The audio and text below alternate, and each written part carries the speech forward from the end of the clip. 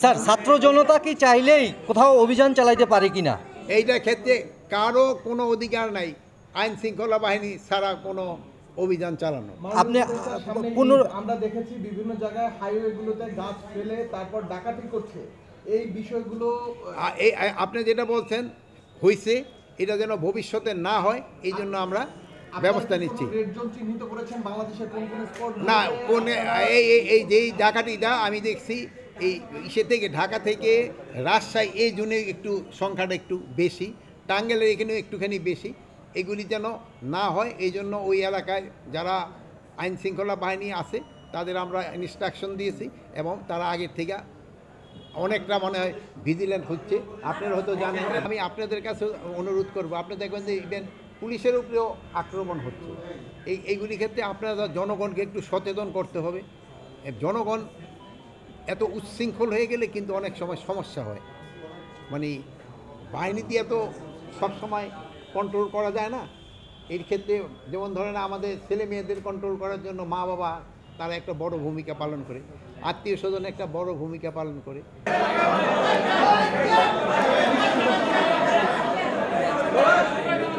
Sir বলেন, sir না বললে চুপ হবে।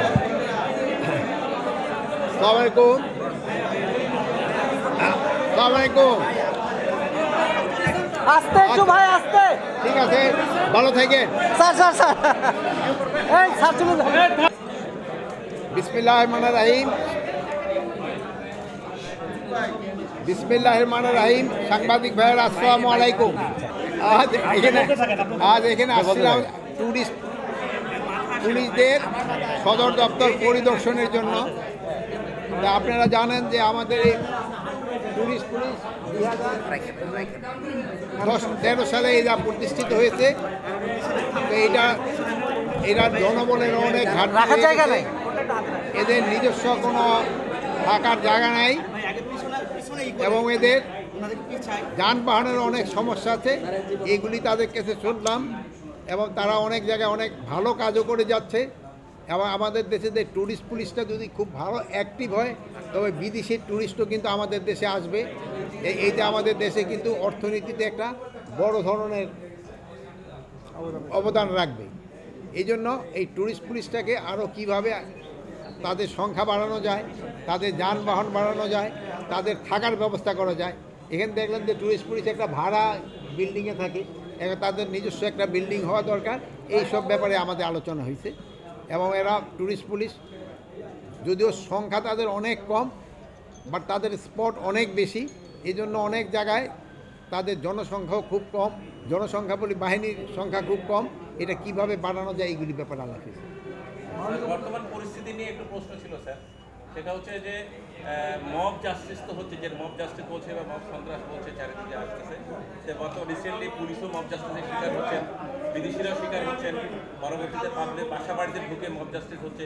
এই বিষয়ে গত 6 মাস এইটা ক্ষেত্রে আমি আপনার সাথে আমি দ্বিমত করব না।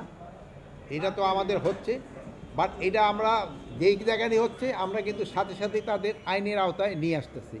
এ ব্যাপারে আমি আপনাদের কাছে অনুরোধ করব, আপনি দেখবেন যে ইভেন পুলিশের উপরেও আক্রমণ হচ্ছে। এইগুলি ক্ষেত্রে আপনারা জনগণকে একটু সচেতন করতে হবে। জনগণ এত উচ্ছৃঙ্খল হয়ে গেলে কিন্তু অনেক সময় সমস্যা হয়। মানে বাহিনী দিয়ে তো সবসময় কন্ট্রোল করা যায় না। এর ক্ষেত্রে যেমন ধরেন আমাদের ছেলে মেয়েদের কন্ট্রোল করার জন্য মা বাবা তারা একটা বড় ভূমিকা পালন করে, আত্মীয় স্বজন একটা বড় ভূমিকা পালন করে। এই জন্য এই ক্ষেত্রে আপনাদেরও একটা বড় ভূমিকা পালন করতে হবে এই ধরনের ঘটনা যেন না ঘটে। বাট আমাদের এই জন্য আইন শৃঙ্খলা বাহিনী কিন্তু সবসময়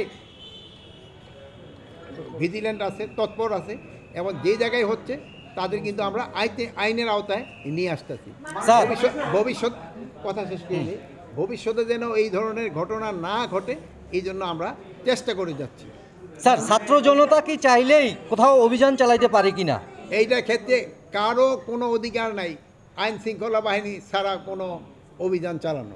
আপনি আমরা দেখেছি বিভিন্ন জায়গায় হাইওয়েগুলোতে গাছ ফেলে তারপর ডাকাতি করছে, এই বিষয়গুলো আপনি যেটা বলছেন হয়েছে, এটা যেন ভবিষ্যতে না হয় এই জন্য আমরা ব্যবস্থা নিচ্ছি। রেড জোন চিহ্নিত করেছেন বাংলাদেশের কোন কোন স্পট? না, কোন এই যেই ডাকাতিটা আমি দেখছি এই ইসে থেকে ঢাকা থেকে রাজশাহী এই জন্য একটু সংখ্যাটা একটু বেশি, টাঙ্গাইলের এখানেও একটুখানি বেশি।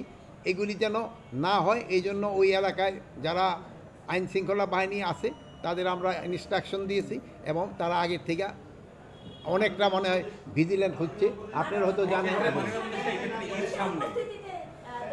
ঈদের ক্ষেত্রে যেন এই চাঁদাবাজি যেন না হয় এবং ছিনতাই যেন না হয়, এই জন্য আমরা ব্যবস্থা নিচ্ছি এবং আমাদের কার্যক্রম থাকবে।